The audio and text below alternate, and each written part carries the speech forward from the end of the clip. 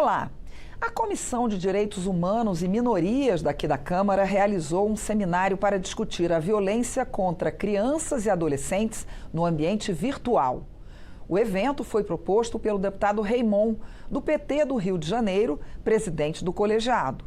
Ele considera que a inserção crescente de crianças e adolescentes na internet tem dado oportunidades de aprendizado e socialização, mas também tem exposto essas pessoas mais vulneráveis a riscos como aliciamento, acesso a conteúdos impróprios, discurso de ódio, bullying virtual, exploração sexual e até manipulação algorítmica.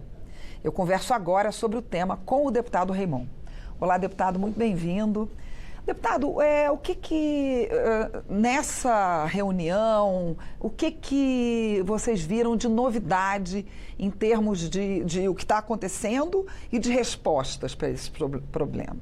Na verdade, assim, muito obrigado pelo convite para estar aqui. Quero cumprimentar a todos que nos acompanham e dizer que o nosso seminário, acontecido pela Comissão de Direitos Humanos, ele se debruça sobre esse tema porque no início desse ano nós fizemos um grande seminário com representações do Brasil inteiro para dizer quais os temas a Comissão de Direitos Humanos deveria tocar. E um dos temas era a defesa intransigente, conforme diz a Constituição, que diz que criança e adolescente é a prioridade absoluta, a prioridade máxima, em que o ECA, o Estatuto da Criança e Adolescente, que foi de 1990, fez 35 anos agora no mês de junho, ele diz para nós que a gente tem que cuidar das nossas crianças, defender os direitos das nossas crianças e promover para que nossas crianças tenham uma vida que permita a elas crescerem em dignidade.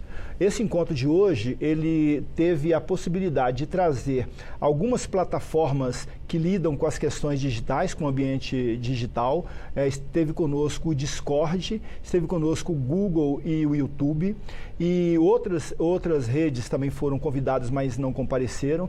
Mas esteve conosco também o Ministério de Direitos Humanos e Cidadania, o Ministério da Justiça, a Defensoria Pública dos Estados, através da ANADEP, Associação Nacional.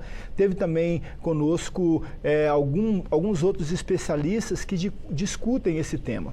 Quando nós compreendemos a questão da criança e do adolescente, a gente sabe que muitas vezes há um processo de criminalização das famílias. Se o menino fica muito na tela, se o menino tem acesso a conteúdos indevidos, a gente acaba culpando os pais. O pai que não cuida, a mãe que não cuida, quando na verdade, conforme diz um provérbio indiano, né, uma criança ela tem que ser educada por todo o coletivo.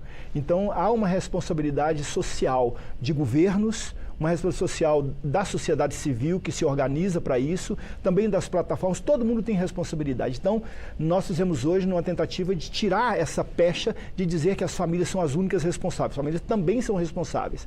E na compreensão do nosso debate de hoje, nós discutimos, por exemplo, a exposição à tela. Quando é que uma criança pode se expor à tela? O nosso ECA fala que a criança, por exemplo, a gente pode fazer uma leitura... Na época do ECA nem existia, esse problema nem era tão grave assim, né? Mas sabe que tem uma coisa bacana? O ECA é de 1990, nós não tínhamos esse problema. Mas se a gente ler o ECA, ele é uma lei tão atual, se a gente ler o ECA, a gente compreenderá que a gente pode adaptar a questão... A parte que fala de televisão, por exemplo. Do ambiente virtual, a gente pode trazer para um ambiente analógico, porque o ECA é de uma época praticamente analógica. Então, essa discussão é a discussão que se deu hoje. Acho que esse encontro desses diversos grupamentos nos ajudou a entender que tem processos que responsabilizam a todos nós para que crianças e adolescentes sejam defendidos, né, sejam protegidos, ao mesmo tempo que não caiam nas armadilhas, nas ciladas da internet, ou das plataformas, ou do ambiente virtual, do ambiente digital, mas que também aproveitem esse ambiente para o seu crescimento e para a sua formação. Pois é, o problema são essas entrelinhas, né, deputado? Como fazer essa regulamentação de uma forma que esses canais, Google, que vieram aqui, permitam que isso aconteça, né? Há uma exigência, na verdade, eu considero que isso não é um problema. Acho que isso, na verdade, para nós é uma baita oportunidade, né? Porque quando a gente tem uma ferramenta tecnológica que nos permite acessar conteúdos, a gente precisa de selecionar que conteúdos são esses. Então, o que é que a plataforma entrega que é permitido a uma criança de 12 anos assistir? Ou de uma criança de 15 anos, ou de um jovem de 16 anos, de 18 anos. Por exemplo, se a gente pegar as questões de uma dinâmica de ódio, né? Nós temos aí um caso, alguns casos, aliás, em que as crianças se mutilam, né, e transmitem isso ao vivo. Isso está naquela deep web, né? Na internet profunda. Internet profunda. Pois não é todo mundo que sabe chegar lá também, né? Pois é, mas você vai falar com nós, né, pelo menos eu, né? Não vou te colocar nesse barco, mas eu me coloco, né? A gente é de um ambiente ainda muito analógico. Mas Sim. nossos meninos já nascem praticamente digital. A garotada já aprendem muito rápido. Então, acessar essa internet profunda não é difícil para uma criança, porque ela é, por si só, muito investigadora. Então, quando eu falo que essa é uma oportunidade, é porque eu compreendo verdadeiramente que a gente pode exigir, por exemplo, a regulamentação e fazer um debate que essa regulamentação não tem um aspecto de censura, como alguns, inclusive aqui na Câmara dos Deputados e no Senado Federal, no Congresso Nacional, querem atribuir a nossa luta pela regulação das redes. Eu perguntei hoje para os coletivos que lá estavam, quem de vocês é contrário que haja uma regulamentação das redes? Ninguém é contrário. Mesmo essas grandes big techs? Pois é, eu não tinha grandes big techs hoje lá. Né? Mas o senhor disse que tinha alguém do Google. Eu tinha o Discord, né? Que é uma plataforma que tem hoje 80 mil trabalhadores e atende tem 200 mil usuários, portanto é uma rede pequena. Eu tinha YouTube e tinha Google, né? YouTube e Google. Já é bastante. Bastante, é grande. Mas mesmo eles disseram, é preciso ter regulamentação. Sabe por quê? Porque isso é uma tendência global. É uma tendência internacional. Todo mundo quer regular. Ninguém quer que as nossas crianças, ou mesmo nós adultos, que penetremos em alguns espaços que a gente não quer penetrar.